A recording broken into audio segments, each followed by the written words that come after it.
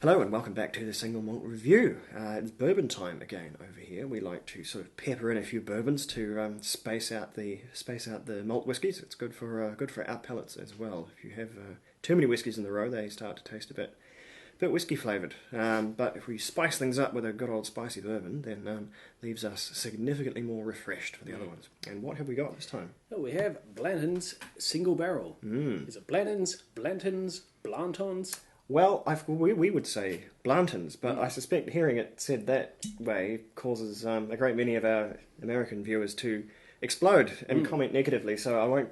Well, I'll probably call it Blantons anyway, but yes, I suspect it is natively called Blantons. Now, this is one of yours, right? Yes, it is. More and more details. A Kentucky straight bourbon, proper old-style bourbon. It is certainly a proper bourbon. It's Blantons, you'd have to say. Oh, said it again. Just never mind. Just hear Blantons, and you'll be all right. It's certainly posited in your premium bourbon category. They're a company that make solely single barrel bourbon. Barrel, I should say. Single barrel bourbon, that's a bit more exclusive. But so you have a lot of granular information here on the bottle. The really important facts, though, are a little more obscured. What it is Buffalo Trace distilled bourbon from the old George T. Stagg, I think, used to be Buffalo Trace, or rather the other way around, turned into Buffalo Trace. So that's where the spirit comes from, and that's pretty important, really, because there isn't a great many bourbon distilleries, not like there is Scotch whisky distilleries. So knowing where it came from is really quite important. But so it's Buffalo Trace distilled whisky, bottled by the Blantons company, and they will tell you a great deal about the more nebulous stuff. The whiskey was dumped, and I think that's a brilliantly This is a real American learning experience for terminology here. Dumping your whiskey. That's proper. Out of the barrel into the bottle. That's real Kentucky. So dumped on earlier last year, June 2016. Barrel number 956 from Rick number 6 from Warehouse H, and bottled at 93 proof, which they've lovingly handwritten in there, but they probably didn't need to because all the bottles are 93 proof. It's printed right below it. But anyway, it's the thought that counts. Yeah. And what they don't tell us, though, is an age statement. That you'd think, after you've given us all of this, you could have told us when it went into the barrel. Yeah. When it was reverse dumped and... It's a single barrel, so it's not. There's no complex mathematics involved in working. So who knows what the age is? Weird omission there, given we know what shelf it came off. But whatever. So 93 proof, 46.5% ABV, and it should be said, quite a distinctly unique bottle. Yeah, it is quite. Yeah, with a wee man and a horse, Kentucky Derby reference from our horse riding. Presumably so. Yeah.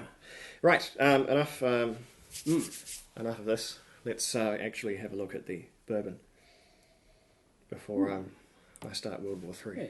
Individually selected, filtered, and bottled. So by filtered, I assume I mean possibly chill filtering. It is actually chill filtered. Okay. I should have mentioned that. The website says chill filtered, so that's I don't know if that's unusual for a bourbon or maybe more common than we thought. But no, there it is, chill filtered. So not such a uniquely Scottish practice. It's a good golden. It's a lovely colour. Colour. It's lighter than a lot of bourbons. A lot of bourbons get quite soupy quite early. This one's really good mid-gold amber kind of a colour. So now, is it right that bourbon is almost never artificially coloured? Almost never, because there would almost be no instance in which you'd want to bother, because it is by law distilled in virgin oak. Heaps and heaps of colour to go around. No need to colour a bourbon. It would seem just kind of senseless, really. So, I mean, maybe for consistency's sake, but even then, I think the natural colour is fairly normal for bourbon. Smelling good. Yeah. Not quite as pungent and punchy as some of the super old bourbons we've done, or super strong ones. Well, I think it's more the fact that it's not super strong. Yeah. That's the thing. It doesn't have that real sort of nose immolating fire that some of the ones over 50% and even beyond sometimes. So we've had some stonkily powerful. We have had some strong ones, yeah. And I mean, you end up with a bottle of, a bottle of George T. Stagg that runs higher than 70%, and you've got a real party in the nose. This one really no burn at all, which is a good thing. Really, it means you can really get in and find what's going on. Good mix of sweetness and spice. A lot of both. It's sweet though it is. Sweet for a malt whiskey, certainly. It's quite dry for a bourbon. It's a drier nose than... I suppose I drink a lot of Bakers, so I'm used to quite sweet bourbon anyway. But yeah, it's quite... it's almost a little bit austere, you could say, for bourbons, which are normally really, really mega generous, really mega basic in the flavours and aromas that they bring. They're more of a quantity over quantity of volume rather than quantity of different things. This one is a bit more reflective, I suppose, a bit more quieter, and that may go in its favour, I think, because it means I think we'll be able to get quite a lot out of it. There is... The basics are certainly ticked off. There is vanilla, there is caramel, there's a little bit of coconut, and then the rest is lovely, warm spices, cinnamon, clove, quite a lot of nutmeg in this one.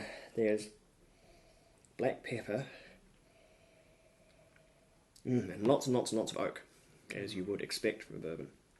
And that's just the nose. Yeah, that is much drier on the palate. The spices and the underlying assorted grains are what's actually driving this one. So it's pretty hot once you get it in the mouth. It's a very gentle nose, but it certainly doesn't lack in bourbon fieriness once you get it in your mouth. Yeah. That really brings quite the heat.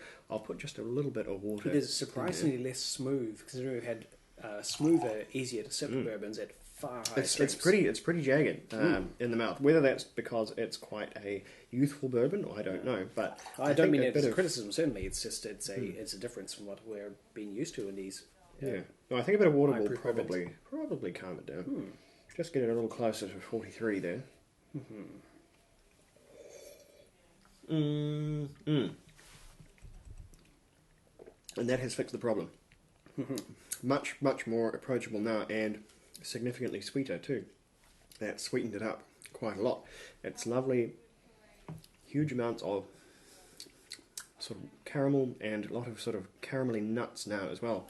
A little bit of that caramel popcorn that you often get off. I think nicer bourbons tend to give those nuttier kind of flavours. Still very, very oaky.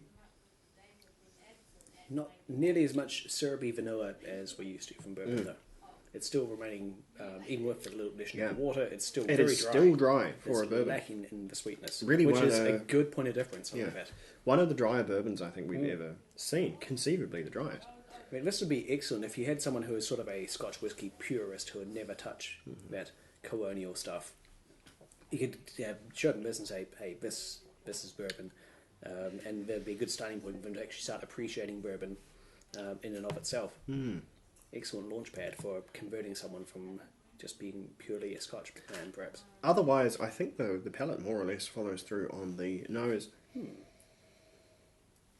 Maybe even a little drier on the palate, but it's a little bit difficult to really quantify. Because it's so dry, a lot of the more classic bourbon flavours, they're manifesting quite differently. The sort of maple syrup thing that goes on with a lot of bourbons isn't really there this time, so everything's more sort of everything's more obvious as to what it is. The spices, the clove and nutmeg are really, really obviously there because they're not sort of awash in this very, very sweet matrix of bourbon, which they normally are. It is a great showcase for the underlying subtleties which are present in a lot of good bourbon, but are usually subsumed under a thick duvet of sweet, sugary, syrupy vanilla. That's a good way of putting it, under the bourbon duvet. I think it's coming to the category of things that I appreciate for what they are, but I think it's far from my favourite bourbon. I think I'm still, because I do like my bourbons a little sweeter, I still am sort of more going the more sort of Baker Beam direction of single barrel bourbons, although I think that's a batch now, but never mind. It's certainly barrel strength. This one is, as I say, it's quite austere, which is quite unusual for bourbon, and I think probably something you get more and more commonly when you start to deal with the finer bourbons out there, which we haven't. It's not a market we've really cracked because they're very, very unavailable over here in New Zealand. It's a very long way for them to go. And there isn't much of a culture of fine bourbon appreciation here, which is a bit of a shame. But we do what we can over here on the Single Malt Review to hurry things along. I think it's certainly one I have more respect for it than I necessarily find it terribly scrumptious. So scores for this one, it'll just be an 88 from me. I'm very close. 87 for me. Like Tim, I also have developed a fondness for the stupidly high proof bourbons. I think it means above 50% ABV. I like if you can have something that potent, that powerful, but still eminently sippable. I like that kind of cloying, syrupy sweetness that they have. So this is great because, as I was saying, like it showcases all the subtleties, the nuances, which you sometimes lose in those high-strength bourbons. This really brings them to the fore. This particular cask has done good things with this bourbon. It's not my ideal dream bourbon, but it's still very good at what it does. The recommendations for this one, I think I'd recommend this for someone who liked a drier bourbon and a more austere bourbon than your standard. Also for any fans of Buffalo Trace. The output of that distillery is usually pretty expensive, and Blanton's, it's up there, but it's not that pricey, not really. Not compared to it certainly won't set you back like a bottle of full-on Buffalo Trace will. Not nearly remotely in the same ballpark as that. So, good way of tasting the quite tasty output of the Buffalo Trace distillery, which can be very, very hard to get at normally. Also, if you're a dyed-in-the-wool Scotch whisky purist and you're on the fence about trying some bourbon, this would be a great way to dive into a whole new whisky genre, but to ease yourself in gently with some familiar characters. I think that would be fewer shocks to the system as opposed to going straight into one of those outstandingly sweet bourbons. So there you have it. That's if that sounds like you, then I'd say Blanton's is conceivably one you should have a wee look at. So we'll stop butchering the name and get on with another one. Slanjo, we'll see you next time.